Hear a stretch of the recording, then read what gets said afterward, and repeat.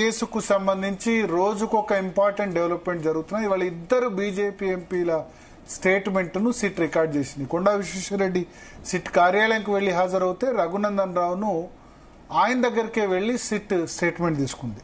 అంతకుముందు Raghunandan Rao press meet నిర్వహించారు. మొట్టమొదలు అసలు ఫోన్ ట్యాపింగ్ జరుగుతుందని దుబ్బాక ఎలక్షన్ సందర్భంగానే నేను బయట పెట్టాను. నా స్టేట్మెంట్ ఎందుకు తీసుకోవట్లేదు, నన్ను ఎందుకు పిలవట్లేదు అని చెప్పి ఆధారాలు ఉన్నాయని చెప్పారు. డైరెక్ట్ యశోద హాస్పిటల్ కాలింగ్ గాయంతో ట్రీట్మెంట్ తీసుకుంటుంటే యశోద హాస్పిటల్ కి ఇందాక అంటే అంతకుముందు ఆయన ప్రెస్ కాన్ఫరెన్స్ పెట్టారు. పెట్టి అసలు ఫస్ట్ నేను కదా బయట పెట్టింది ఫోన్ ట్యాపింగ్ జరుగుతుందని దుబ్బాక ఎలక్షన్ సందర్భంగా. నా స్టేట్మెంట్ తీసుకోకుండా అందరికి తీసుకుంటున్నారు అనేసరికి సిట్ ఆయన దగ్గరికి వెళ్ళింది, వెళ్ళి స్టేట్మెంట్ తీసుకుంది. సో మనతో పాటు ఎన్వి సుభాష్ గారు ఉన్నారు భారతీయ జనతా పార్టీ నుంచి, రామచంద్ర నాయక్ గారు ఉన్నారు కాంగ్రెస్ పార్టీ నుంచి, కాబోయే డిప్యూటీ స్పీకర్, అదేవిధంగా అడ్వకేట్ శరత్ గారు ఉన్నారు. ముందుగా రామచంద్ర నాయక్ గారు, so SIT the daily serial లాగా అనిపిస్తుంది నాకు. ఇదంటే డైలీ సీరియల్కు ఎండింగ్ ఉండదు కదా. కొన్ని సీరియల్ చూస్తాం, ఎన్ని ఎపిసోడ్స్ అయినా అయిపోదు. దీనికి ఏదైనా ముగింపు ఉందా ఫోన్ ట్యాపింగ్ సంబంధించి? ఇప్పుడు 600 మంది ఫోన్ ట్యాప్ చేశానంటారు. రోజుకు ఒక్కరు చొప్పున విచారణ చేస్తే 2 సంవత్సరాలు అయిపోద్ది. అట్లా టీఆర్ఎస్ బీఆర్ఎస్ బ్లేమ్ చేయొచ్చు అనుకుంటారో, ఏమైనా కాంక్రీట్ గా యాక్షన్ తీసుకునేది ఉంటుందా? రామచంద్ర నాయక్ గారు, ఇది ఫ్రీజ్ అయింది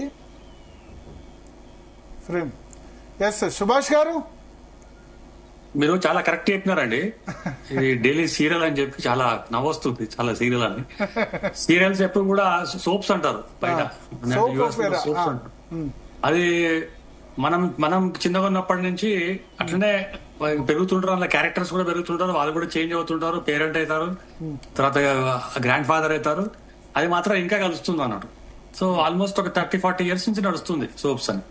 నేను ఏమంటున్నానంటే, ఈ 600 మంది 700 మంది ఎవరైతే వాళ్ళు అలా బాధితులు ఉన్నారో ఎంత తీసుకొచ్చినా కూడా అదే కేసు కదండి. ఇప్పుడు కేసు పెట్టాలంటే ఒక్కళ్ళో ఇద్దరు కనుక ఏంటంటే కంప్లైంట్ ఇస్తే అది ఏంటంటే కేసు డైరెక్ట్ గా ఏంటంటే యాక్షన్ తీసుకోవచ్చు. మునుగోడు ఎలక్షన్స్ అప్పుడు అట్లే చేసినారు. హుజురాబాద్ ఎలక్షన్స్ అప్పుడు భారతీయ జనతా పార్టీ ఏంటంటే ఈటల రాజేందర్ గారు పోటీ చేస్తున్నప్పుడు కూడా సేమ్ అందరు ఫోన్ స్టాపింగ్ చేస్తున్నారు. రఘునందన్ రావు గారు క్లియర్ గా మొదలు పెట్టిందే అతను, ఏంటంటే ఫోన్ అసలు ఎట్లా తెలుస్తుంది వీళ్ళకు అని చెప్పి.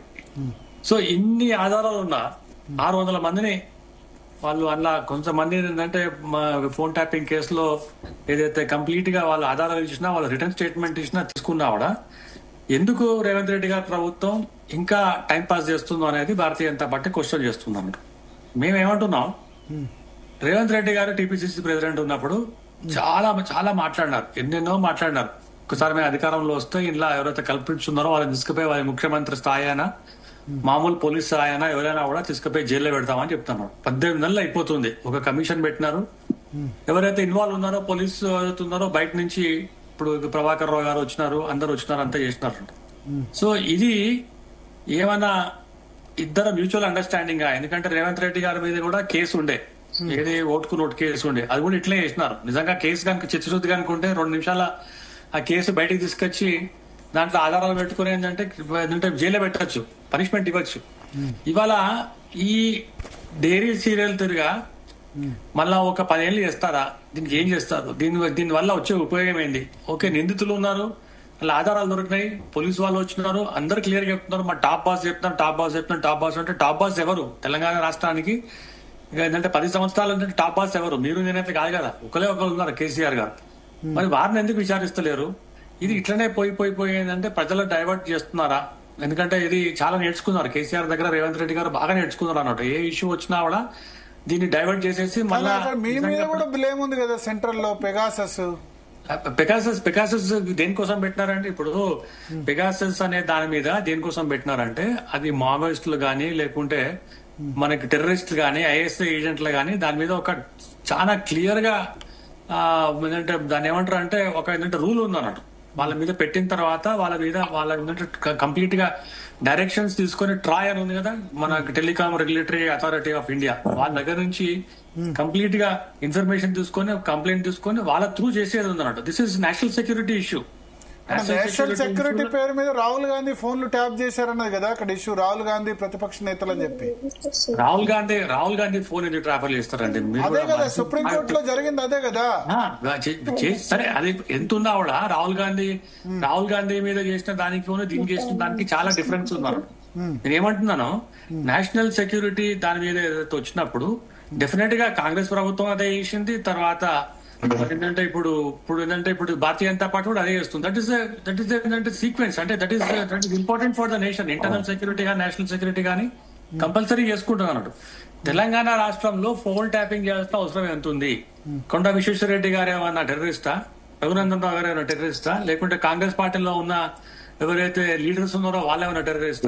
బీఆర్ఎస్ పార్టీలో ఉన్న నాయకుల మీద కూడా చేసినారు, లాస్ట్ ఫ్యామిలీ మెంబర్స్ మీద కూడా చేసినారు అన్నట్టు. అంటే ఇది ఏమంటే చాలా క్లియర్ గా ఎట్లుంటుందంటే దీని మీద ఒక చర్య తీసుకోవాల్సిన అవసరం ఉంది. ఇప్పుడు కాంగ్రెస్ పార్టీ చేయాల్సిన అవసరం ఉంది. మేము ఒకటే డిమాండ్ చేస్తున్నాం, మీరు ఇట్లనే చేసుకుంటే టైం పాస్ చేసుకుంటే అట్లే చేసుకుంటే ఏంటంటే మీకు కనుక సొల్యూషన్ కనుక రాకుంటే ఒక కన్సెంట్ ఇవ్వండి. ఇవాళ ఏంటంటే క్యాబినెట్ మీటింగ్ పెట్టి కన్సెంట్ ఇచ్చి దాంట్లో సిబిఐ ఎంక్వైరీ చేయొచ్చు అని చెప్తే డెఫినెట్ గా సిబిఐ ఎంక్వైరీ మేము చేస్తాం. ఆల్రెడీ మేము ఏంటంటే కోర్టుకు వెళ్ళాం, కోర్టులో ట్రయల్ నడుస్తుంది. ఇప్పుడు మీరు ఒప్పుకున్నా ఏంటంటే కాంగ్రెస్ పార్టీ ఒప్పుకున్నా లేకున్నా సిట్ మీద ఇట్లనే ఏంటంటే టైం పాస్ కనుక చేస్తే కోర్టు నుంచి డైరెక్షన్ వస్తుంది. డెఫినెట్ గా మేము 100% మనం ఏంటంటే సిబిఐ ఎంక్వైరీ చేస్తాం అన్నట్టు. సో ఇది అంటే ప్రజలకు ఏంటంటే ఒకరిని దోషిగా నిలబెడతారా అని చెప్పి ప్రజలు ఎదురు చూస్తున్న సమయంలో మీరు ఒక ఇష్యూని డైవర్ట్ చేయడం, ఇంకొక ఇష్యూ పట్టుకొచ్చి ఇంకో ఇష్యూ డైవర్ట్ చేయడం, ఇంకో ఇష్యూ చేస్తే ఇంతకుముందు కూడా బీఆర్ఎస్ ప్రభుత్వం కూడా అదే ఇష్యూలు ఒక ప్రాబ్లం నుంచి ఒక ప్రాబ్లం నుంచి ఇంకో ప్రాబ్లం తీసుకొచ్చినందుకు దాని ఏంటంటే అంటే మనకున్న మెయిన్ ఇష్యూ ఏంటంటే పక్కనవే ఇంకో ఇష్యూ వస్తుంది అన్నట్టు. ఇది ప్రజల దృష్టిని మళ్లించేందుకు చేస్తున్నారని చెప్పి భారతీయ జనతా పార్టీ తీవ్రంగా ఆరోపిస్తుంది. 600 మందిని ఎంక్వైరీ చేయాల్సిన అవసరం లేదు భరత్ గారు. అందులో ఏంటంటే ఒక 20 మంది 30 మంది వాంగ్మూలం తీసుకుంటే సరిపోతుంది. అంటే సరే 600 మందిని కూడా చేయొచ్చు, కానీ ఎక్కువ మంది పోలీసు పెట్టి రోజుకు ఒక 50 మందిని కూడా చేయొచ్చు, స్టేట్మెంట్ తీసుకోవచ్చు. ఏముంది 12 రోజులు ఏముందా రిటర్న్ స్టేట్మెంట్ శరత్ గారు చెప్పాలి. అడ్వకేట్ శరత్ గారు అన్మ్యూట్ చేసి మాట్లాడండి. అన్మ్యూట్ చేసి శరత్ గారు మ్యూట్ లో ఉన్నారు. ఇప్పుడు 600 మందిని ఇన్వెస్టిగేషన్ చేసేందుకు ఒక్కొక్కళ్ళు ఒక్క రోజు చేసి 2 సంవత్సరాలు చేస్తారేంది? అట్లా కాదు. ఇప్పుడు అంటే కొంత అన్చారిటబుల్ గా కూడా కొంతమంది ప్యానలిస్ట్ మాట్లాడుతున్నారు. ఇప్పుడు యాక్చువల్లీ ఈ టెలిఫోన్ ట్యాపింగ్ మీద నిజమైన ఇన్వెస్టిగేషన్ అంటూ స్టార్ట్ అయింది ప్రభాకర్ రావు ఎంట్రీతోని. ప్రభాకర్ రావు రానంత కాలము they were only subordinates acting under the instructions of వీళ్ళు ఎవరు మన ప్రభాకర్ రావు ఆదేశాల మేరకు పనిచేసిన వాళ్లే. కాబట్టి క్వశ్చన్ ఏం జరిగిందంటే ప్రభాకర్ రావు వచ్చినాకనే రియల్ ఎంక్వైరీ అనేది జరిగింది. తర్వాత ఇందులో క్రూషియల్ పర్సన్స్ ని ఎవరిని ఎగ్జామిన్ చేయకుండా ఒకవేళ ఇన్వెస్టిగేషన్ కంప్లీట్ చేస్తే చాలా మంది విషయాల్లో కూడా వాస్తవం రాక ఆ ట్రయల్లో ఫెయిల్ అవుతుంది. కాబట్టి క్రూషియల్ పర్సన్స్ ని రిక్విజిట్ నెంబర్ ఆఫ్ విట్నెసెస్ ని ఎగ్జామిన్ చేయడము part and parcel of the trial అండి. ఇప్పుడు దాన్ని మనం కాదనడానికి వీల్లేదు. తర్వాత రెండోది, I fully agree with the BJP stand that it should go to CBI, not with the CBI. ఈ ప్రజెంట్ సిట్ ఏ రకం కూడా చేయలేదు. కాకపోతే ఏంటంటే సిబిఐ అనగానే బీజేపీ ప్రభావం ఉంటది, అమిత్ షా ప్రభావం ఉంటది, మోడీ ప్రభావం ఉంటది అని ఈ వీర్థవాదాలను కొద్దిగా ఆపేస్తే బెస్ట్ అని నా ఉద్దేశం అండి. అంటే వాళ్ళ ప్రభావం ఎట్లా ఉంటుంది అంటారు? వాళ్ళ ప్రభావం ఉంటుందని వీళ్ళ వాదన. అది కాదు. CBI can function independently. It has the capacity, it has got the paraphernalia. అది ఒక వైడ్ స్ప్రెడ్ గా చేయాలండి. ఇప్పుడు ఒక చిన్న ఇంటర్ఫీరెన్స్ అండి. రేవంత్ రెడ్డి గారే అన్నారు కదా సీఎం కాకముందు టీపీసీసీ ప్రెసిడెంట్ ఉన్నప్పుడు దీని మీద కంపల్సరీ మేము ఎంక్వైరీ చేస్తామన్నారు కదా. ఇప్పుడు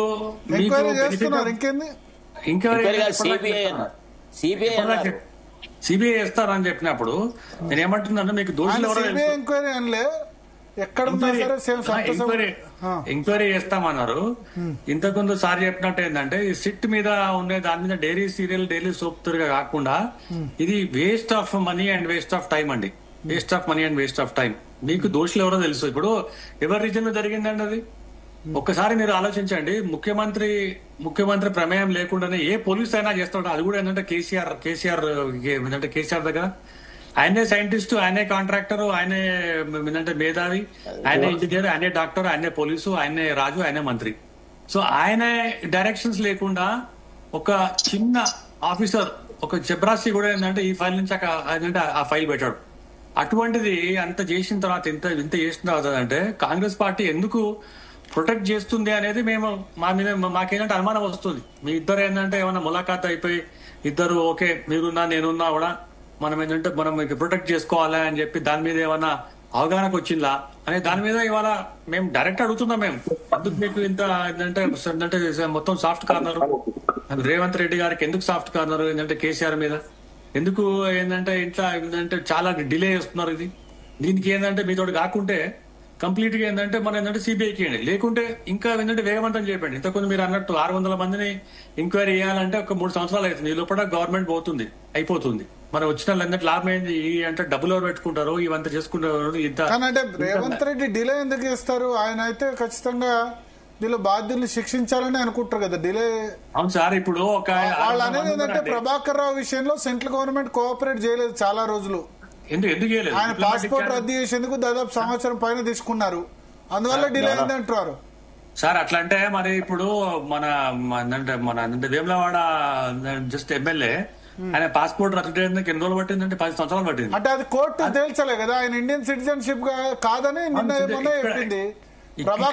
ప్రభాకర్ రావు మీద డైరెక్ట్ అలిగేషన్ ఉంది కదా, అక్కడ కోర్టు ప్రభాకర్ రావుని అడ్డుకోలే కదా ఇండియాకు తిరిగి రప్పించడానికి. అది మీరు చేయాల్సింది. ఆ కేసు వేరు, ఈ కేసు వేరు. చెన్నమనేని రమేష్ ఇండియన్ సిటిజన్ కాదని 2023లో 24లో తీర్పు ఇచ్చింది. 15 సంవత్సరాలు కేసు నడిచింది సార్. ఇప్పుడు అమెరికాలో ఉన్నాడు ఆయన, మన ఏంటంటే ల్యాండ్ లేడు. ఆయన వీసా ఎక్స్పైర్ అయిన తర్వాత ఆయన వస్తాడా లేకుంటే ముందే మనం రమ్మంటామా? ఎందుకంటే మనకి జ్యూరిడిక్షన్ ఏముంది అక్కడ? ఓకే ఇప్పుడు ఏంటంటే ఇప్పుడు ఈ ఏంటంటే గవర్నమెంట్ రేవంత్ రెడ్డి గవర్నమెంట్ ఏమైనా సెంట్రల్ గవర్నమెంట్ కి ఏమైనా ఏంటంటే ఉత్తరం రాసిందా? ఆయన వీసా ఏంటంటే రాశారు కాబట్టి పాస్పోర్ట్ అదే దానికి ఏంటంటే ప్రాపర్ ఛానల్ చేసి పాస్పోర్ట్ రద్దు చేశారు కాబట్టి ఆయన రావాల్సి వచ్చింది, లేకపోతే అక్కడ అంటే వచ్చిండు. మరి ఇప్పుడు సెంట్రల్ గవర్నమెంట్ ఎందుకు కోఆపరేట్ చేయలేదండి? చాలా డిలే చేసింది అంటారు. లేలే, అక్కడ పాస్పోర్ట్ అక్కడ వీసా ఆయనకు 6 మంత్స్ ఉందండి. 6 మంత్స్ ఎక్స్పైరీ అయిన తర్వాతనే చేస్తారు. ఎందుకంటే ఆయన వేరే దగ్గర ఉన్నాడు, వేరే 1.5 year అయింది అక్కడ అమెరికాలో ఉండబట్టి. ఆయన వీసా ఎంట్రీ వీసా ఏదైతే ఉందో ఆయనకు 1 year కోసం ఇచ్చినారు. ఆయన మనం ఫ్యాక్ట్ మాట్లాడుతున్నాం. నేనేమంటున్నాను, మీరు కనుక రేవంత్ రెడ్డి గారు కనుక చాలా సీరియస్ గా ఉంటే దీని మీద ఏంటంటే చిత్తశుద్ధిగా అనుకుంటే 20 మందిని పోలీసులు పెట్టి ఏంటంటే 20 ఏంటంటే కౌంటర్స్ పెట్టి అందరిని పిలిచేసి 30 రోజులు ఖతం చేయండి, తర్వాత దీని మీద ఏంటంటే యాక్షన్ తీసుకోండి. చేప మందు సప్లై ఏంటిది 20 కౌంటర్లు 30 కౌంటర్లు? అదేంటండి మరి పూర్తిగా అన్యాయంగా మాట్లాడుతూ ఉంటారు.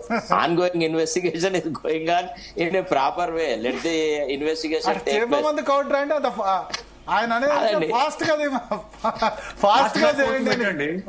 అది వేరు. ఫాస్ట్ ట్రాక్ కోర్టు స్టేజ్ ఇంకా విట్నెస్ స్టేట్మెంట్ తీసుకోవడం. పోలీస్ ఆఫీసర్ ఇన్వెస్టిగేషన్ ఆఫీసర్స్ ఎక్కువ మంది నియమించవచ్చు కదా సిట్ లో అని అంటున్నారు.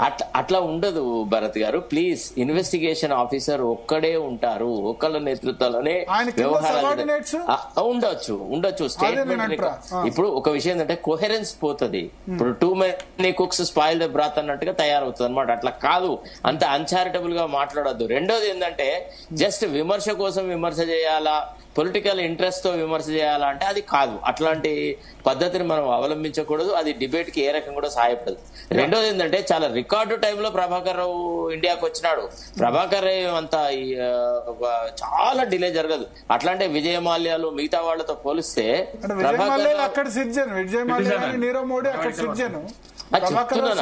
సిటిజన్స్ అయినా కానీ the kind of pressure that we could exert on the ఒక్కసారి కాంగ్రెస్ పార్టీ వెర్షన్ తీసుకుందాం. రామచంద్ర నాయక్ గారు, ఇప్పుడు ఒక అలిగేషన్ ఏంటంటే ఇది ఒక డైలీ సీరియల్ ధరపిస్తోంది. ఈ 600 మంది ఫోన్లు ట్యాప్ అయినంటే 600 మంది స్టేట్మెంట్ రికార్డేషన్ కు 600 రోజులు తీసుకుంటారా? 600 రోజుల పార్టీగా రోజు బీఆర్ఎస్ ను, కేసీఆర్ ను, కేటీఆర్ ను వీళ్ళందరినీ బ్లేమ్ చేసుడే మీ టార్గెటా, లేదా కేసు కన్క్లూజన్ తీసుకొచ్చు టార్గెటా? భరత్ గారు, ఇప్పుడు బీజేపీ పార్టీ వారికి లేదంటే ప్రతిపక్షాలకి ఏంటంటే అత్త కొట్టిందని కాదు కానీ పక్కన ఏదో మరిది నవీన్ అనే టైప్ లో వీళ్ళ బాధ. వాస్తవంగా ప్రభాకర్ రావు గారు ఎప్పుడైతే కాంగ్రెస్ ప్రభుత్వంలో వచ్చిందో వెంటనే వారు ఇదంతా పసిగట్టారు. వారు యుఎస్ కి వెళ్ళిపోయారు. 1.5 year నుంచి వారు అక్కడి నుంచి రావడానికి తిరస్కరించిన పరిస్థితి కూడా మనం చూసినాం. దాన్ని సుప్రీంకోర్టు నుంచి ఒక ఆర్డర్ తెప్పించి వారి పాస్పోర్ట్ క్యాన్సలేషన్ కి పెట్టిన తర్వాతనే వారు వెనుక తిరిగి రావడం జరిగింది. వారు వచ్చిన తర్వాతనే కొత్తగా కొన్ని మలుపులు తిరగడం, అదేవిధంగా కొంతమంది ప్రముఖుల మరి ఆడియోలు బయట రిలీజ్ కావడం, మరి కొంత వివరాలు బయటకు వస్తుంటుంటే అప్పుడే కొంపలు మునిగిపోయినట్టు. ఇప్పుడు అసలు విచారణ స్టార్ట్ అయిందే జస్ట్ 15 రోజులు అవుతుందండి. ఈ 15 రోజుల్లో చాలా 20 నెలలైంది అసలు విచారణ అంటే. సరే ప్రభాకర్ రావు అంటే 20 నెలల క్రితం తెలిసింది మీకు అసలు విచారణ అంటే. ప్రణీత్ రావు గారు గాని, తిరుపతి యాదవ్ గారు గాని మీరంతా వివరణ గతంలో తీసుకున్నాం.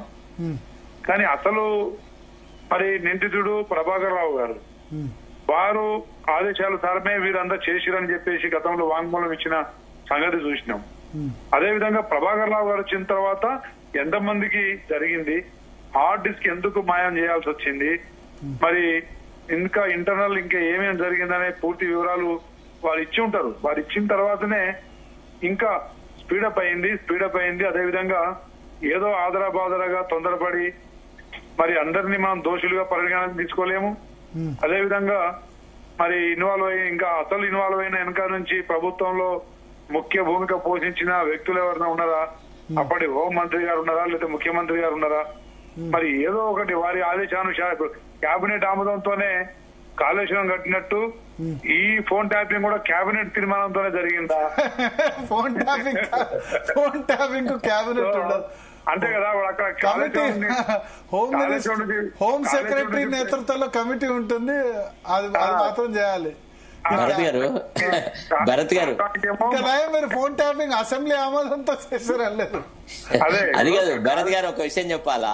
సుభాషణ కాళేశ్వరం మొత్తం నేనే నా రక్తం బెట్టు పెట్టి చెమట కార్తి కట్టినా, నేనే ఇంజనీర్, నేనే అన్ని ఫిజిక్స్ చదివిన ఎంఏ అని చెప్పి స్టూడెంట్ అని చెప్పి ఏదో చెప్పుకున్నాడు. అలాంటి వ్యక్తి చివరికి ఏమన్నాడు, కేబినెట్ తీర్మానం అని చెప్పి హరీష్ రావు ఫస్ట్ చెప్పొచ్చిండు, తర్వాత ఈటెల గారితో చెప్పించిండు, తర్వాత కేసీఆర్ అదే చెప్పొచ్చిండు. ఇప్పుడు ప్రభాకర్ రావు గారు కూడా మరి ముఖ్యమంత్రి గారి ఆదేశానుసారమే చేసినా అని చెప్పిండా? అదంతా చిట్టు అధికారులకు కొంత వివరాలు వచ్చిన తర్వాత దాన్ని పూర్తిగా ఇంకా వివరణలో వెళ్ళి డెప్త్ లో స్టడీ చేసి నిజమైన దోషుల్ని శిక్షించాలనే ప్రజాస్వామికంగా మా ప్రభుత్వం ముందు పోతుంది తప్ప దీంట్లో మీరు తొందర పెడితే మేము తొందరపడేది కాదు, లేదంటే మీరు వదిలేయమంటే దోషి. రామచంద్ర నాయక్ గారు ఈ రోజు విశ్వేశ్వర రెడ్డి వాంగ్మూలం తీసుకున్న తర్వాత కూడా ఆయన ఇలాగే ఇంట్రెస్టింగ్ కామెంట్స్ చేశారు. సిట్ విచారణతో ఒరిగేది ఏమీ లేదని కామెంట్స్ చేశారు. విశ్వేశ్వర రెడ్డి కాదు, ఈటెల రాజేందర్, రఘునందన్ రావు, ధర్మపురి అరవింద్ అందరిది ఇదే మాట, సిట్ విచారణతో ఏమీ జరగదు అని చెప్తోంది. బీజేపీ ఎందుకు అలా అంటోంది మరి? ఇప్పుడు బీజేపీ నాయకులది మేకపోతు గాంభీర్యం అమ్మ. వారు కేవలం డైలాగులు వదులుతారు. కేసీఆర్ ఏటీఎం లాగా వాడుకున్నాడు కాళేశ్వరం అని చెప్పి గతంలో వారిని జైల్లో వేస్తామని చెప్పేసి, త్వరలోనే జైలుకి వెళ్తామని చెప్పేసి, అవన్నీ ఓన్లీ ప్రకటనల వరకే బీజేపీ నాయకుల కపట నాటకాలు తప్ప కేంద్రంలో అన్ని చట్టాలకు సహకరించింది కేసీఆర్. కేసీఆర్ కి అవినీతిలో భాగస్వామ్యం బీజేపీ వారి. అందుకే మా ఒక్క నిమిషం సార్, ఒక ముఖ్యమైన విషయం. కవిత ఎందుకు పోయిందండి జైలుకు? మరి కవిత కూడా అది కూడా ఎన్నికల స్టాండ్. పార్లమెంట్ లో బీజేపీకి కేసీఆర్ వాళ్ళు త్యాగం చేయాలనుకున్నారు. ఆ త్యాగ ఫలంలో భాగమే ఏంటంటే ఇప్పుడు ఏంటంటే కవచప్తిరిగా మిమ్మల్ని ప్రొటెక్ట్ చేస్తుందా, ఏంటంటే బీఆర్ఎస్ మమ్మల్ని ప్రొటెక్ట్ చేస్తుందా? మన ఎన్నికలు ఎవరికి సపోర్ట్ చేసిందా రామచంద్రన్న? ఇప్పుడు 8 సీట్లు ఎట్లా వచ్చినాయి చెప్పండి మీకు? అసలు ప్రతి ఒక్క పార్లమెంట్ దాంట్లో కంపల్సరీ మీకు బీఆర్ఎస్ సపోర్ట్ చేస్తేనే వచ్చింది మీకు. నాకు క్లియర్ గా డిఫరెంట్ చూడండి ఒకసారి. మీరు అంటే మీరు ఎట్లా మాట్లాడుతున్నారు అంటే మేమేదో ఏంటంటే వాళ్ళని ప్రొటెక్ట్ చేస్తాం. ఫస్ట్ డే నుంచి బండి గారు క్లియర్ గా చెప్పిళ్ళు కవిత జైలు చేస్తాం, లిక్కర్ స్కామ్ లో లిక్కర్ క్వీన్ అని చెప్పి ఏంటంటే క్లియర్ గా చెప్పినాం, కటకటాలు ఇంకా పోతుందని చెప్పినాం. ఆ ప్రొసీజర్ ప్రకారం తీసుకెళ్ళి జైలు వేసి బెయిల్ వచ్చింది. ఇప్పుడు కవిత గారిని త్వరలోనే జైలుకి పంపిస్తుందనే విషయం మా రేవంత్ రెడ్డి గారు అసెంబ్లీ ఎన్నికలు అయిపోగానే చెప్పిండు. మా ముఖ్యమంత్రి పథకాలు చేపట్టిన అనతి కాలంలోనే త్వరలో కవిత కలవకుండా కవితను జైల్లో వేస్తారు, సెంటిమెంటల్ గా కేసీఆర్ ని రాజకీయంగా వాడుకునే పనిలో బీజేపీ నిమగ్నమై ఉంది. కాబట్టి అప్రమత్తంగా ఉండాలని తెలంగాణ ప్రజానికానికి ముందే సూచించారు. నేను చెప్పేది ఏంటంటే లిక్కర్ స్కామ్ లో కవిత గారిని ఎప్పుడైతే జైలు వేస్తారో కేసీఆర్ గారు ఆటోమేటిక్ గా బీజేపీకి తలొగ్గి సీట్లు ప్రాణదానం త్యాగదానం చేయాలని చెప్పేసి వారు వేసిన స్కెచ్ ఇది. దాంట్లో మాకే కనుక అంత శక్తి ఉంటే అసెంబ్లీలో కూడా మేము అదే చేస్తుంటాం కదా. అసెంబ్లీలో మీకు అసలు డిపాజిట్ రాకపోతుండే. మాకేంటంటే అదే కనుక శక్తి ఉంటే అదే శక్తి కొనుక్కుంటే అదే సిస్టమ్ కనుకుంటే పార్లమెంట్ చేసినట్టు మేము అక్కడ చేస్తుంటాం కదా. బీజేపీలో సుభాష్ గారు బీజేపీలో అమిత్ షా గాని మోడీ గారి వ్యూహాలు పార్లమెంట్ సీట్ల మీదనే ఉంటాయి తప్ప అసెంబ్లీ మీద ఒకటి ఏంటంటే బీఆర్ఎస్ బీజేపీ కొల్లివిడని వాళ్ళు అంటారు, కాంగ్రెస్ ఏమంటారు బీఆర్ఎస్ కొల్లివిడని మీరు అంటారు. భరత్ గారు పబ్లిక్ కన్ఫ్యూజన్ అంతే. రాష్ట్రాలంతా గోల్మాలు ఎవరెవరితో అదో పాట ఉంది. భరత్ గారు కన్ఫ్యూజన్ ఎవరికి ఉందంటే బీఆర్ఎస్ వాళ్ళకి కాంగ్రెస్ లో ఉంది. బీఆర్ఎస్ లో నిన్న బక్క జడ్సన్ గారు జైన్ ఏమన్నారంటే సిండికేట్ ప్రభుత్వం నడుస్తుంది, బీఆర్ఎస్ బీజేపీ కాంగ్రెస్ ముగ్గురు కలిపి నడుస్తుందని ఆయన అంటారు. కన్ఫ్యూజ్ చేసి వారిస్తున్నారు అందరూ. భరత్ గారు ఒక్కటి విషయం అండి, ఇవాళ కాంగ్రెస్ లో గెలిచిన వాళ్ళు బీజేపీలో ఉన్నారా బీఆర్ఎస్ ఉన్నారా? కన్ఫ్యూజన్ ఎందుకండి ఇలా? ఇంతకుముందు ఏంటంటే బీఆర్ఎస్ లో గెలిచిన వాళ్ళు కాంగ్రెస్ పోయినా, కాంగ్రెస్ వాళ్ళు ఏంటంటే బీఆర్ఎస్ పోయిండు. ఇద్దరు కలిసి చేస్తున్నారు కదా. ఎందుకు మరి ఏంటంటే కన్ఫ్యూజన్ ఉందో నాకేం అర్థం. భరత్ గారు ఒక్క నిమిషం సుభాష్ గారు కామ్గా ఉంటే, గతంలో నల్ల చట్టాలు వ్యవసాయ మన చట్టాలు గాని రైతు చట్టాలు గాని ఇంకేదన్నా ట్రిపుల్ తలాక్ చట్టాలు గాని ఏ చట్టం పార్లమెంట్ లో బిల్లు వేసినా గానీ కేసీఆర్ గారు పార్లమెంట్ సభ్యులు ఎప్పుడైనా ఓటింగ్ లో పాల్గొన్నారా? సరే కాదు, వేరే టాపిక్. సుభాష్ గారు ఇప్పుడు మీ దాంట్లో బీజేపీ ఇప్పుడు వాళ్ళు అనేది ఏంటంటే పాయింట్ వస్తున్నా, ఒకటి కాంక్రీట్ గా ఏంటంటే ఈ కేసును మీరు బ్లేమ్ చేసేందుకు యూజ్ చేసుకుంటున్నారు, బ్లాక్ మెయిల్ చేసేందుకు యూజ్ చేసుకుంటున్నారు తప్ప ఒక లాజికల్ కన్క్లూజన్ కి తీసుకురావట్లేదు అన్నది ప్రధాన ఆరోపణ. శరత్ గారు మీరు దీనికి యాడ్ చేయదలుచుకున్నారా? ఎస్ సార్, నేను ఒక విషయం చెప్పాలండి. ఇప్పుడు రివ్యూ కమిటీ అనేది ఒకటి ఉంటదండి. చీఫ్ సెక్రటరీ, హోమ్ సెక్రటరీ, లా సెక్రటరీ ఉంటారు. ఇప్పుడు చీఫ్ సెక్రటరీని, హోమ్ సెక్రటరీని ఎగ్జామిన్ చేశారు కానీ అప్పటి లా సెక్రటరీని ఎగ్జామిన్ చేయలే. లా సెక్రటరీ ఎవరున్నారు అప్పుడు? సంతోష్ రెడ్డి. ఆయనను ఇప్పుడు రేరా చైర్మన్ చేసి పారేసినాడు రేవంత్ రెడ్డి. సార్ మీరు కొన్ని విషయాలలో కొంత నిశ్చితంగా పరిశీలించాలి సార్. ఎట్లా చేశారండి?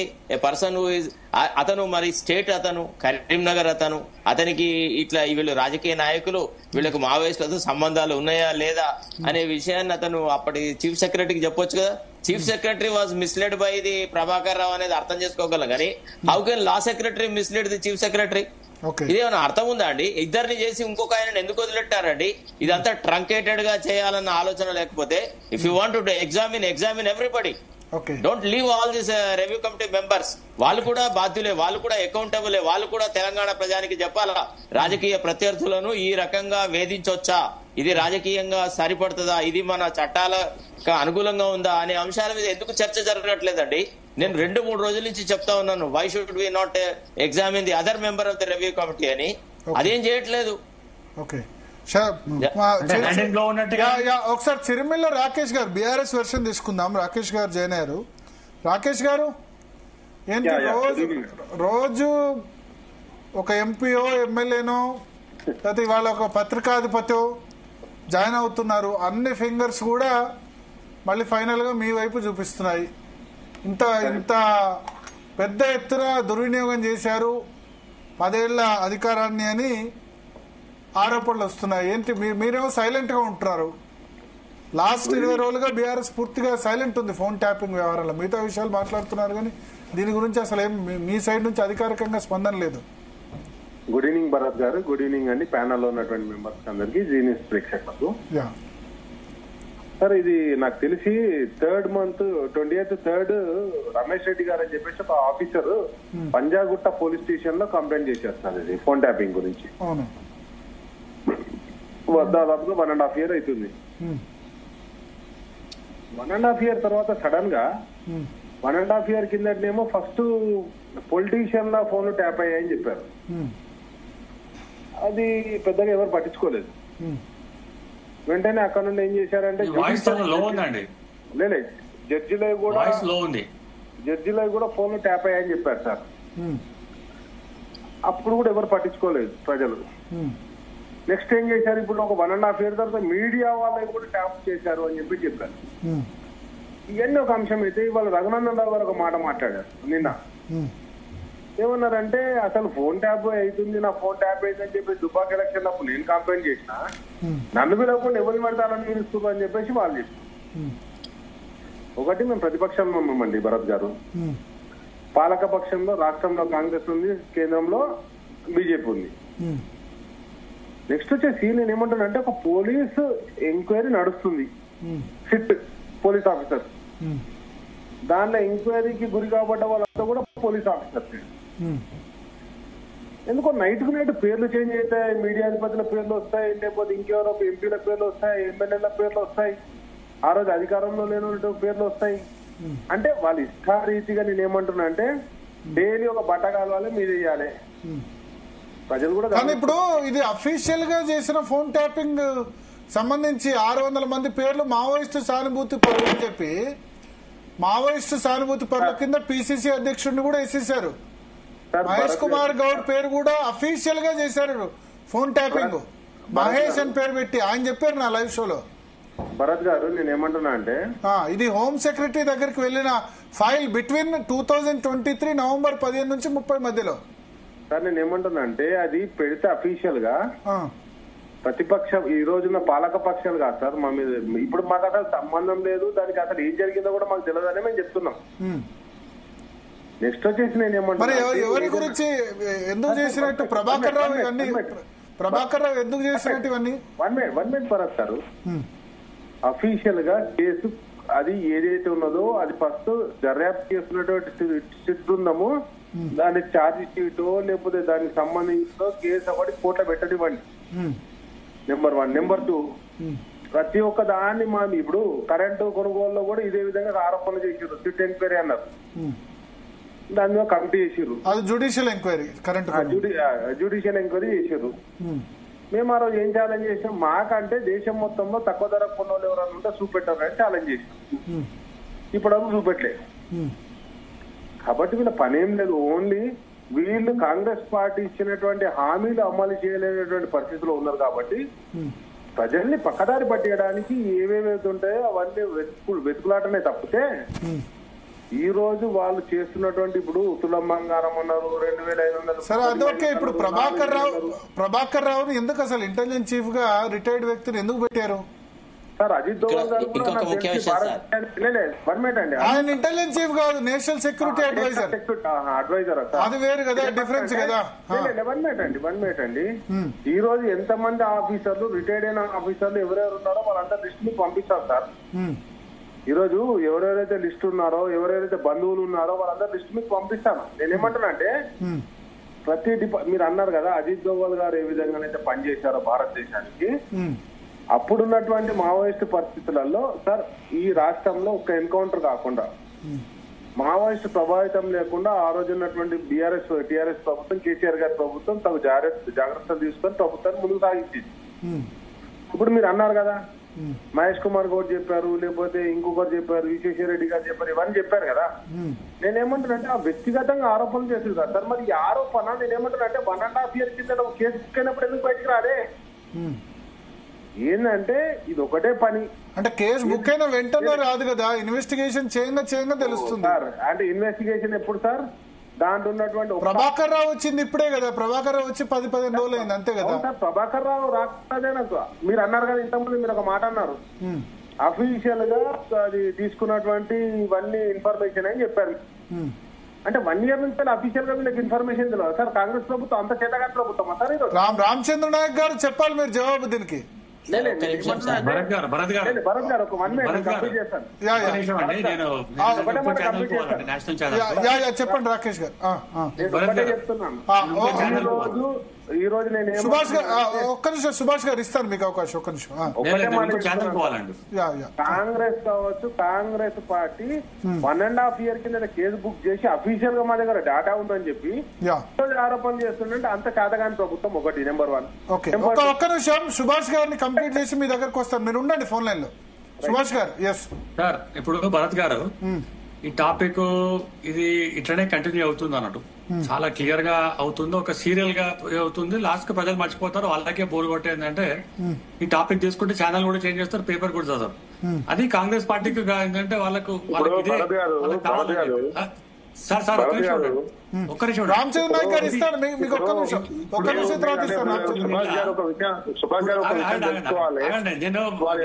ఒక్క నిమిషం వెళ్లే ముందు ఒక విషయం వినండి. మీరు ఇన్కమ్ ట్యాక్స్ కోర్టు గానీ లేదంటే ఈడీ గానీ లేదంటే కోర్టు జ్యుడిషియరీ కోర్టు గానీ తొందరగా వేస్తే బాగుంటుంది. ఎందుకంటే ఇంకా ప్రజల సమస్యల గురించి ఇంకా మాట్లాడాల్సిన బాధ్యత మీ మీద ఉంది. ప్రజల ఏదైతే మీరు హామీలు ఇచ్చినారో హామీలు కంప్లీట్ చేసిన బాధ్యత ఉంది. దీన్నే పెట్టుకొని లాగి గుంజి కొట్టి పిట్టి అంతా చేస్తే ఏంటంటే అది ప్రజలకు ఏంటంటే అది ఏం ఉపయోగపడదు. ఇవాళ ఇప్పుడు ఫోన్ టాపింగ్ వల్ల వచ్చే ఏంటంటే లాభం లేదు, దాని గురించి ఏంటంటే మాట్లాడాల్సిన అవసరం లేదు. కానీ మీరు ఏదైతే చెప్పినారో, మీరు మేనిఫెస్టోలో ఏదైతే చెప్పినారో దీన్ని కంప్లీట్ గా అమలు చేసి ఇటువంటి ఇష్యూస్ మళ్ళా నెక్స్ట్ ఏ గవర్నమెంట్ కూడా చేయొద్దు అని చెప్పి క్లియర్ గా భారతీయ జనతా పార్టీ ఒకటే చెప్తుంది అన్నట్టు. ఇటువంటి దాంట్లో చేయకూడదు. మీరు ఏంటంటే డెవలప్మెంట్ యాక్టివిటీస్ చాలా ఉన్నాయి, వాటి మీద సుభాష్ గారు చెప్పేది ఆయన వ్యక్తిగత నిర్ణయం, భారతీయ జనతా పార్టీ నిర్ణయం అని చెప్పి దాన్ని రంగు పూస్తున్నారు. కానీ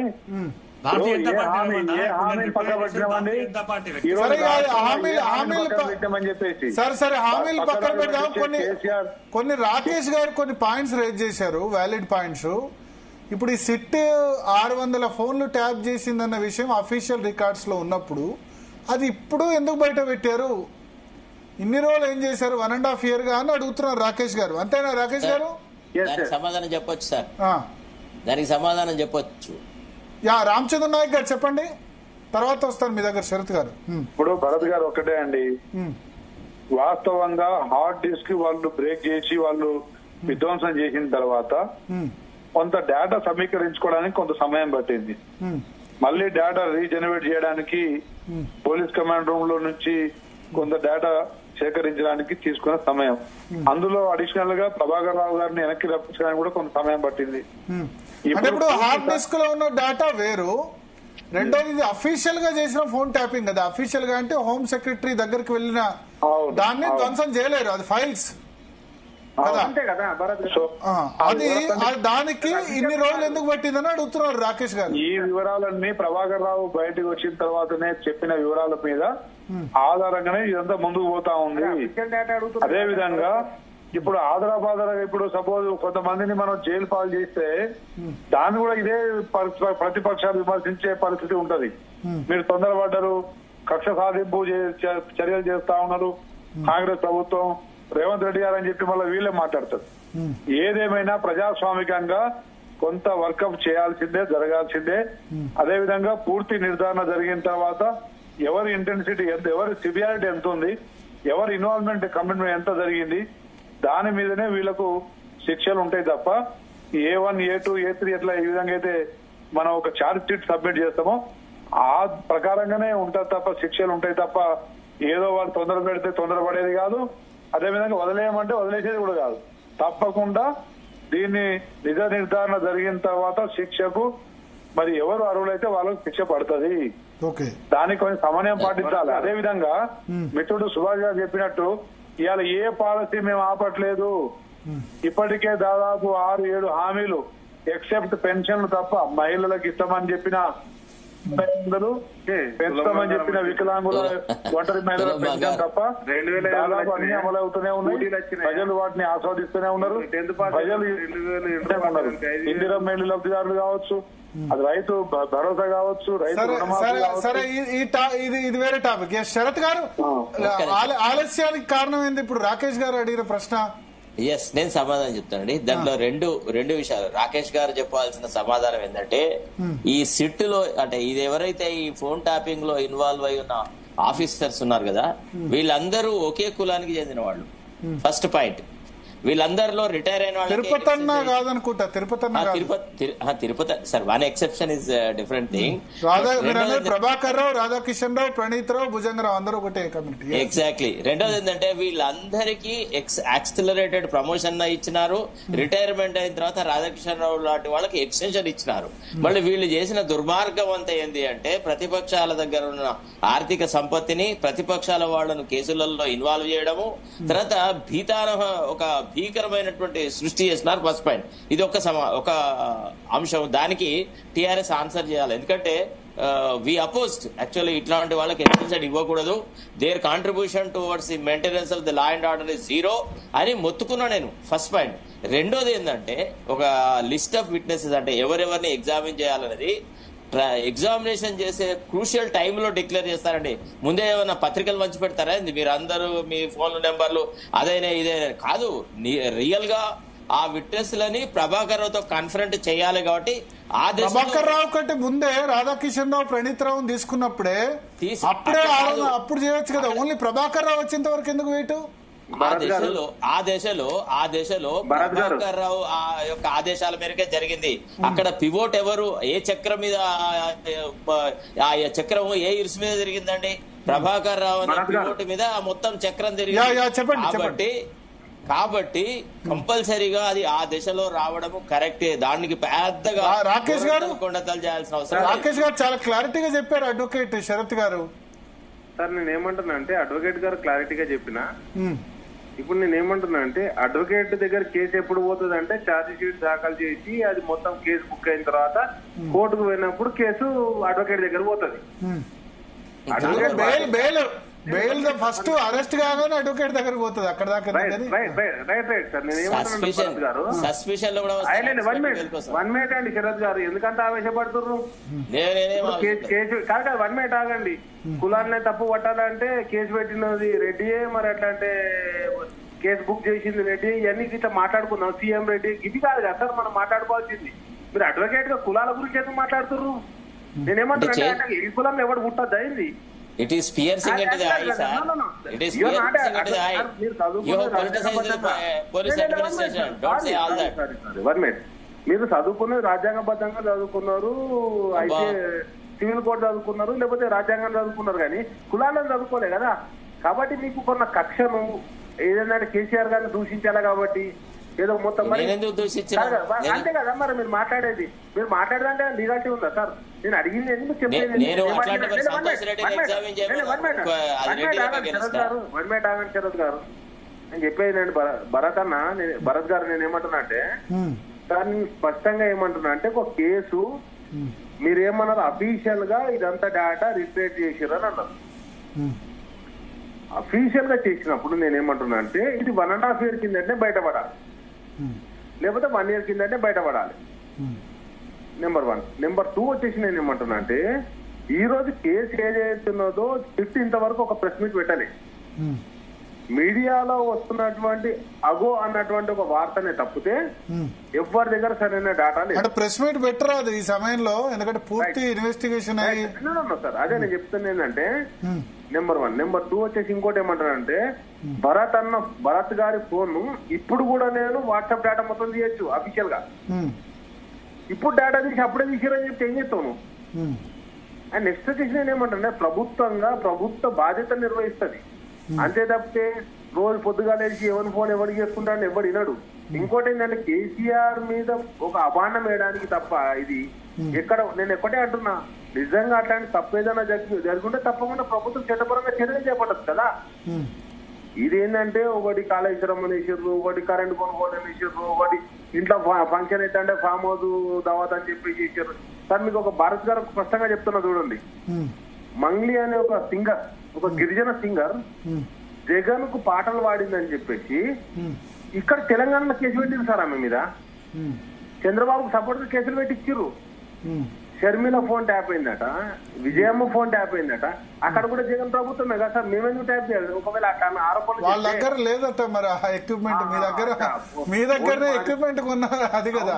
ఓటుకు నోటు మా దగ్గర దొరికింది కదా సార్, ఏడ దొరకలేదు. అదే అందుకే చెప్తా, అది కూడా ఫోన్ ట్యాపింగ్. ఒకటే అదే నేను చెప్తా, ఫోన్ ట్యాపింగ్ వల్ల కొన్ని ప్రభుత్వాలు పడిపోయే విషయాలు కూడా తెలిసాయి. అది ఫోన్ ట్యాపింగ్ కాదు, మన దగ్గర చాలా అడ్వాన్స్డ్ ఎక్విప్మెంట్ ఉందట. సారీ సార్, సారీ భరత్ గారు, అది ఫోన్ ట్యాప్ కాదు, అది డైరెక్ట్ గా కెమెరాలతో రికార్డ్ చేసింది. అదే కెమెరాలతో ముందుగా స్టీఫెన్సన్ కు అక్కడికి రేవంత్ రెడ్డి వస్తున్నారు, 50 లక్షలు తీసుకెళ్తున్నారు అని ఎట్లా తెలిసింది? అది ఫోన్ ట్యాపింగ్ ద్వారానే కదా. సార్ స్టీఫెన్సన్ గారు ఇన్ఫర్మేషన్ ఇచ్చారు. నెక్స్ట్ వచ్చేసి నేను ఏమంటున్నా అంటే 50 లక్షలు తీసుకుపోయింది నిజం, ఇచ్చింది నిజం అని మీరు కూడా ఒప్పుకుంటారు కదా. ఇప్పుడు అది టీవీలో కనబడ్డది, నేను రేవంత్ రెడ్డి కాదు కదా, నాకు కనబడ్డది. అది నేను ఒప్పుకుంటున్నా అంటే నాకు టీవీలో కనబడ్డది. 50 లక్షలు ఆయన తీసుకొచ్చి పరిచారు, అది కెమెరాల ముందు కనబడింది. ఆ 50 లక్షలు ఎందుకు ఇచ్చారు ఏంది అన్నది కోర్టు తెలిసాలి. అది ఫర్ సపోజ్ పెగాసిస్ కొన్నారు అని చెప్పేసి రాహుల్ గాంధీ గారు అసలు పార్లమెంట్ కామెంట్ చేశారు. ప్రధానమంత్రి గారు కొనుక్కొచ్చారా సార్? అది నేనేమంటానండి, ఏదో ఒకటి ఆరోపణ చేయడం పొద్దుగా లేచి. ఇప్పుడు ఇంతమంది బీజేపీ మిత్రులు అన్నారు, అదేమన్నంటే వెంటనే కేసు బుక్ చేయాలి అది అని. నేనేమంటున్నా అంటే నేషనల్ హెరాల్డ్ కేసు ఏమైతుంది సార్? సోనియా గాంధీ రాహుల్ గాంధీ తాప కట్టారు, పోతారు ఈడీ ఆఫీస్ కు. వాళ్ళు ఒకటే చెప్తున్నా, అధికారంలో ఉన్న ప్రతిపక్షాలను వేధించడానికి జరుగుతున్న కుట్ర సార్. మేము ఏ రోజు ప్రతిపక్షాలను అట్లా ఆలోచించలేదు, అట్లా తిప్పలు పెట్టలేదు సార్. మేము ఏవైతే కేసులు పెట్టినామో అవన్నీ కూడా లైవ్ గా జరిగినాయి, మీకు ఎవిడెన్స్ తోటి పెట్టాం. కాబట్టి నేను ఏమంటున్నా, ఇంకొకటి మాట చెప్తున్నా. 1 year బిఫోర్ ఏదైతే పిసిసి అధ్యక్షుడు అయిన తర్వాత రేవంత్ రెడ్డి గారు ఏవేవైతే కామెంట్ చేసిండ్రో, ఆ కామెంట్ మా మీద అవినీతి ఆరోపణలు చేసి ఏ ఆరోపణలతో ఆయన అధికారంలోకి వచ్చిండో అదే ఆరోపణలు నిరూపించడానికి ప్రయత్నం చేస్తుంది తప్పితే ఆరోపణలే తప్పితే నిజాలు కాదు.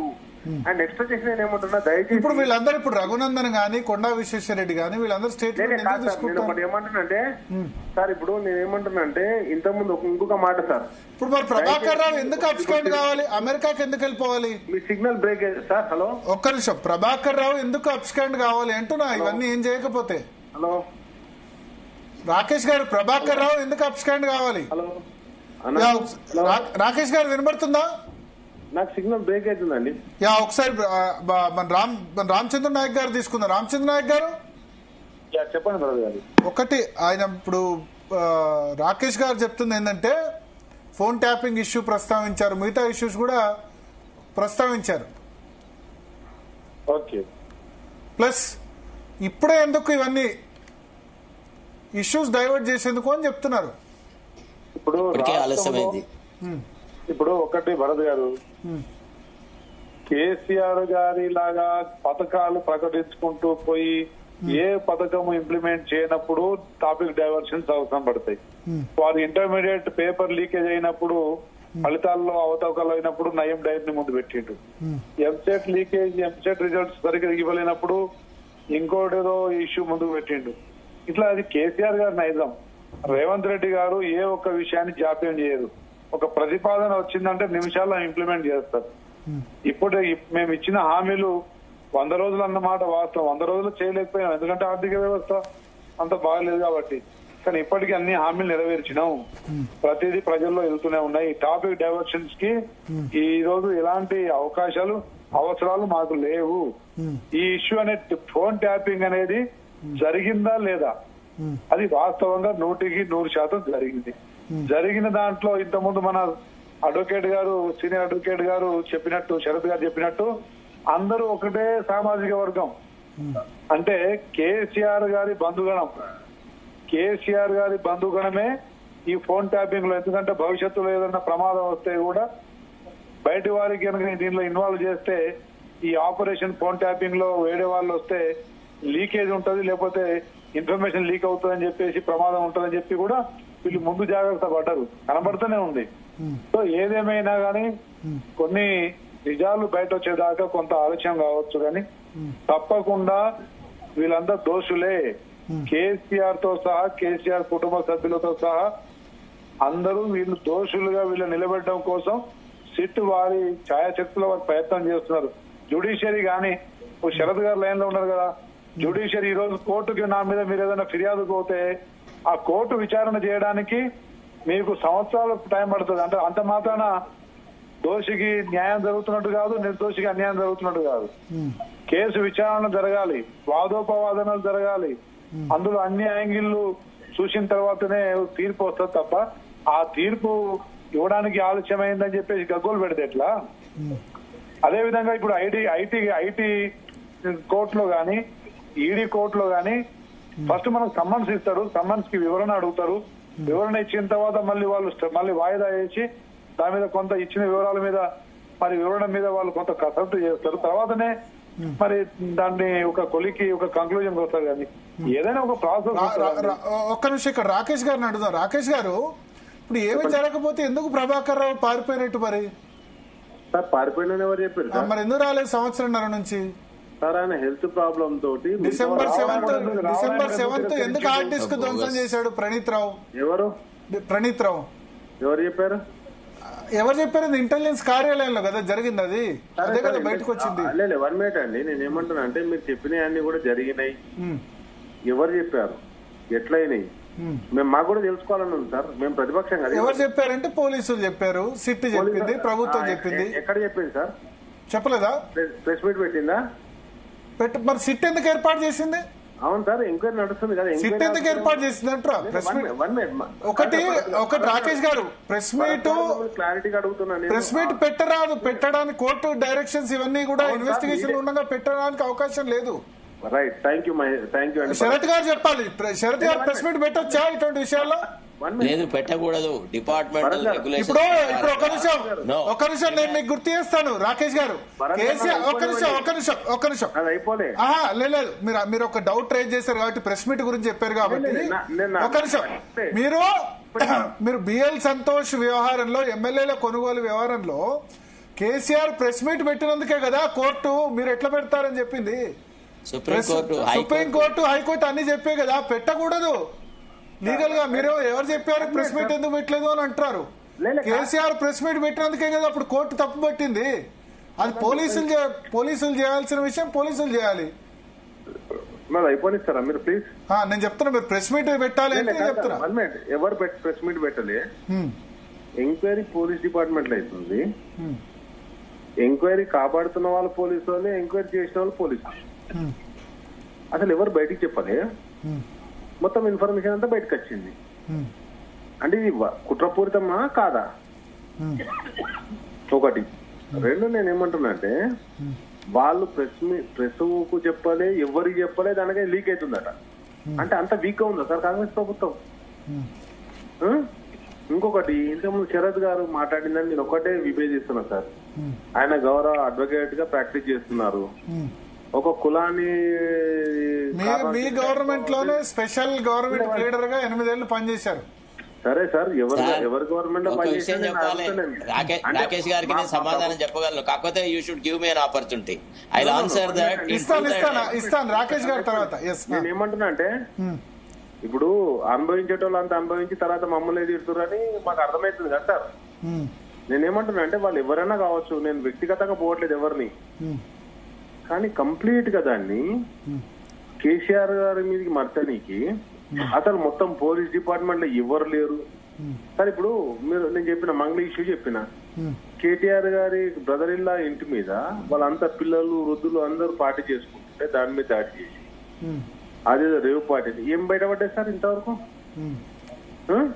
వీళ్ళు ఒక్కటే సార్, కాంగ్రెస్ కాదు, టీడీపీ కాంగ్రెస్ బీజేపీ అలయన్స్ నడుస్తుంది సార్ రాష్ట్రంలో.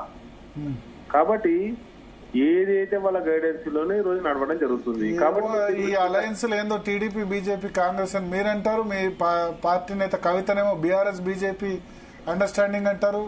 ప్రజలు కన్ఫ్యూజన్ లో ఉన్నారు సార్. నేను ఒకటే చెప్తున్నా, కవిత అన్నారు కదా బీఆర్ఎస్ బీజేపీ విలీనం అని ఆమె అన్నారు.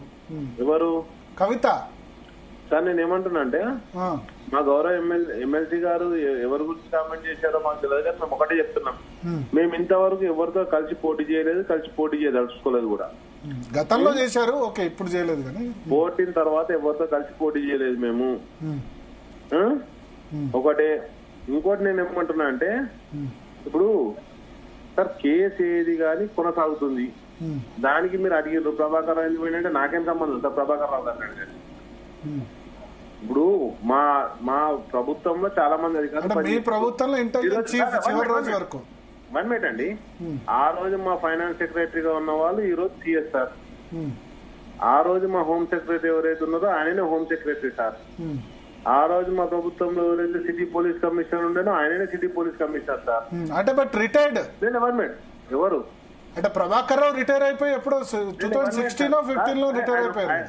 ఆయన ఒక్కరిని టార్గెట్ చేస్తారు సార్. నేను ఏమంటాను డిపార్ట్మెంట్ మొత్తం గురించి చెప్తున్నా. అంటే ఇంటెలిజెన్స్ చీఫ్ చేతిలోనే కదా ఉండేది ఇదంతా కూడా. మిగతా వాళ్ళు ఇప్పుడు ఆయన ఇంటెలిజెన్స్ చీఫ్. ఫైనాన్స్ సెక్రటరీ ఏం చేస్తారు? ఫైనాన్స్ సెక్రటరీకి ఫోన్ ట్యాపింగ్ సంబంధం ఉంటుందా? లేదు, నేను ఏమంటున్నా అంటే హోమ్ సెక్రటరీకి సంబంధం ఉంటుందని చెప్పారు కదా. అవును, హోమ్ సెక్రటరీ ఉంటుంది. హోమ్ సెక్రటరీ రివ్యూ కమిటీలో ఉంటుంది. అవును, ఆయననే ఉన్నాడు కదా ఇప్పుడు. ఆయన అదే హోమ్ సెక్రటరీ ఏమన్నారంటే మమ్మల్ని మిస్లీడ్ చేశారు అని చెప్పారు. అదే సార్ నేను ఏమంటున్నా అంటే మీకు ఎవరు చెప్పారు? ఎవరి సేవలు చెప్పిండు? స్టేట్మెంట్ ఇచ్చారు. ఎవరికి? హోమ్ సెక్రటరీ గాని, చీఫ్ సెక్రటరీ, మాజీ చీఫ్ సెక్రటరీ శాంతి కుమారి గాని పోలీసులకు ఇచ్చిన స్టేట్మెంట్ లో మాకు మావోయిస్ట్ సింపథైజర్స్ అని ఫోన్ నెంబర్స్ ఇచ్చారు, మమ్మల్ని మిస్లీడ్ చేశారు అని చెప్తున్నారు వాళ్ళు. అచ్చా, వాళ్ళు ఇంతమంది పోలీస్ డిపార్ట్మెంట్ లో పనిచేయాలి, వాళ్ళు మున్సిపల్ డిపార్ట్మెంట్ లో పనిచేసి కొత్తగా పోలీస్ డిపార్ట్మెంట్. పోలీస్ కాదు కదా chief secretary Shanti Kumar, not police, IAS. నేను ఏమంటున్నా ఆమె కాదు సార్ నేను చెప్పేది. హోమ్ సార్ చీఫ్ సెక్రటరీ కింద ఉండదు సార్, హోమ్ సెక్రటరీ దగ్గర ఉంటది అది. లేదు, చీఫ్ సెక్రటరీ నేతృత్వంలో రివ్యూ కమిటీ ఉంటుందా శరత్ గారు? 1 మినిట్ సార్, నన్ను చెప్పనివ్వండి. ఒక 1 వీక్ వరకే స్టేట్ హోమ్ సెక్రటరీకి అథెంటికేషన్ ఉంటది. తర్వాత కంపల్సరీ సెంట్రల్ హోమ్ సెక్రటరీ నుంచి పర్మిషన్ తీసుకోవాలి. అండ్ నెక్స్ట్ వచ్చేసి సార్ ఏదైతే ఇంత ముందు లెక్క బిఎస్ఎన్ఎల్ ఒక్కటే కాదు కదా, అది ఎయిర్టెల్ కావచ్చు, ఐడియా కావచ్చు, ఇంటర్నేషనల్ నామ్స్ ప్రకారం పనిచేస్తాయి. దాన్ని కంపల్సరీ సర్వీస్ ప్రొవైడర్ల దగ్గరికి మనం అప్లై చేసుకోవాలి. కాబట్టి నేను అసలు సార్ అది జరిగి ఉంటే తప్పకుండా ఎవరైనా పాల్పడితే శిక్షించండి, మేము వద్దంటలేం. కానీ దానికి మాకెందుకు లింక్ పెడుతురు అంటున్నా. ఇప్పుడు నేను అనేది ఒకటే. మీ పాయింట్స్ శరత్ గారిని అడుగుదాం. శరత్ గారు సార్ ఒక్కటి సార్ ఏం చెప్తుంది ఇండియన్ టెలిగ్రాఫ్ యాక్ట్? వినండి సార్ దయచేసి. అది కరెక్టే, ట్రాన్సిటరీ పీరియడ్ లోనే రివ్యూ కమిటీ దగ్గర ఉంటుంది. రివ్యూ కమిటీ వాళ్ళు తీసుకున్న నిర్ణయాల ప్రకారమే హోమ్ సెక్రటరీ కేంద్ర ప్రభుత్వం నుంచి పర్మిషన్ వస్తుంది అనే వరకు ఈస్ కరెక్ట్. ఇక క్యాస్ట్ నేను ఎవరో 4 ఆఫీసర్ల గురించి చెప్పిన ఒక్క క్యాస్ట్ ని టార్గెట్ చేస్తున్నాను అన్నారు కదా, అది శుద్ధ అబద్ధం. ఎందుకు అంటే మనము కేసీఆర్ ప్రభుత్వం పడిపోయే నాటికి హైదరాబాద్ జంట నగరాలు గాని లేకపోతే పక్కకున్న రంగారెడ్డి గాని ఇంపార్టెంట్ స్ట్రాటజిక్ పాయింట్లలో ఏ ఆఫీసర్లు ఉండేవి? Easy prepare to take the data of that officers? First point. Secondly ఒకటి ఆలోచించాలి, మేము ఎవరిని ఏం అనలేదు, ఏం చేయలేదంటే ప్రతిపక్షాలను, జర్నలిస్టులను, మీడియా వాళ్ళను, ప్రతి వాళ్ళను పర్సెక్యూట్ చేసినారు. ఒక్కొక్కళ్ళ మీద 60 కేసులు, 70 కేసులు, ఎన్ని కేసులు పెట్టినారు సార్? ఎంత? అవును కరెక్టే. నేను గవర్నమెంట్ అయితే గివన్ ఎవరు సపోర్ట్ చేయాలి? ఆ టైంకి నేను రిజైన్ చేసి వచ్చేసినాను. ఇవన్నీ 3rd క్లాస్ వ్యవహారాలు జరుగుతున్నాయని ఐ హావ్ రిజైన్. మరేంది ఇట్లాంటి రుచాపానం చేస్తుంటేనే రిజిగ్నేషన్ చేసి విసిరేసిన. సార్ రాకేష్ గారు మీరు వ్యక్తిగతంగా పోతా ఉన్నారు, దయచేసి ప్లీజ్. నేను వ్యక్తిగతంగా పోవట్లేదు, నేను చెప్పినాను జరిగిన వ్యవహారం ఇట్లా అని.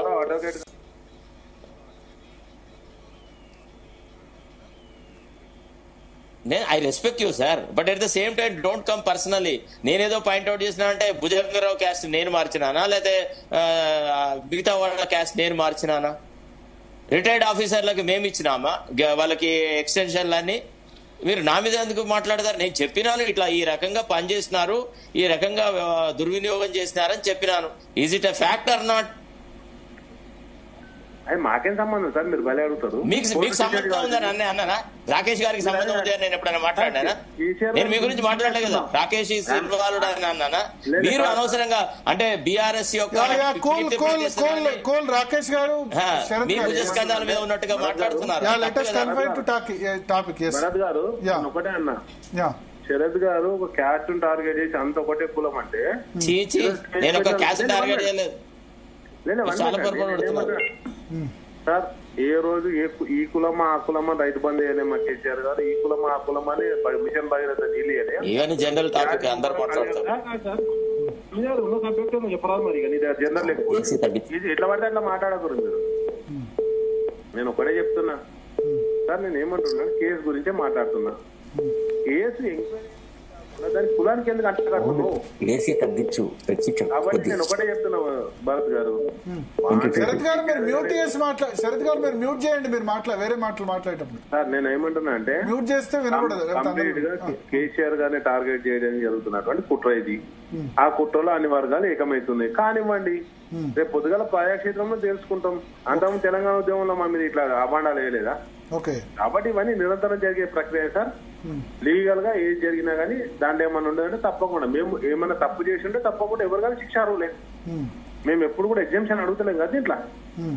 కాబట్టి నేను ఏమంటున్నా అంటే ఇది మా మీద జరుగుతున్నటువంటి ఒక అభాండం. తప్పకుండా దానికి సరైన సమయంలో సరైన సమాధానం అది ఎంక్వైరీ కమిషన్ చెప్తారు సార్. ఎంక్వైరీ కమిషన్ కాదు, ఇది జుడిషియల్ కాదు, సిట్టే పోలీస్ విభాగం సిట్టే చెప్తారు సార్. మరి సిట్టే ఒక్క విషయం సార్ రాకేష్ గారు ఒక విషయం అర్థం చేసుకోవాలి. ఆ ప్రిడామినెంట్ గా ఆ రోల్స్ ప్లే చేసిన స్థానాలలో మీరు లేరు sir. You are not there, you are neither in the cockpit nor you are doing anything very important. మీరు ఒకటి పార్టీ పట్ల మీకు అభిమానము, పార్టీ అధ్యక్షుడి పట్ల మీకు అభిమానం ఉంది, మీరు పార్టీకి నిజాయితీగా పనిచేస్తున్నారు, ఆల్ దట్ ఈస్ అప్రిషియబుల్. కానీ మీకు సంబంధం లేని విషయాల మీద కూడా మీరు ఏదో చూసినట్టుగా చెప్పినట్టుగా మాట్లాడే విధానం కొద్దిగా బాధాకరం. నేను ఒకటి చెప్తాను, ఏం చెప్పలేదు. నేను ఒకటే చెప్పిన అట్లా తప్పదే మీకు. అంటే మీకు ఆ రోజులలో మీరు అక్కడ లేరు, ఏం జరిగిందో మేము సజీవ సాక్షులం. మీరున్నారా సార్? Yes exactly. ఆ ఆఫీసర్ తప్పు సార్. మీరు మళ్ళీ వ్యక్తిగతంగా పోతున్నారు. మళ్ళీ వ్యక్తిగతంగా నాటే కూడా సార్. మీరు అక్కడ లేరు, మీరు ఉన్నారు, మీరు చేసి ఇది భలే ఉన్నారు సార్. మీరు అట్లా కాదు కదా సార్. నేను ఏమంటున్నా అంటే నేను అడిగిన క్వశ్చన్ ఒకటే, 1.5 year కింద బయటికి రాని పేర్లని ఇప్పుడు ఎందుకు వస్తానని అడిగిన అంతే. ఏ దశలో ఏ పేరు రావాలో అది ఇన్వెస్టిగేటింగ్ ఏజెన్సీ పట్ల పేర్లు చూపించారు సార్. అది అంతకు మించి ఏం లేదు సార్. ఇక్కడ నేనేమంటున్నా అంటే ఎలక్షన్స్, పంచాయతీ ఎలక్షన్స్ అనా రామచంద్ర నాయక్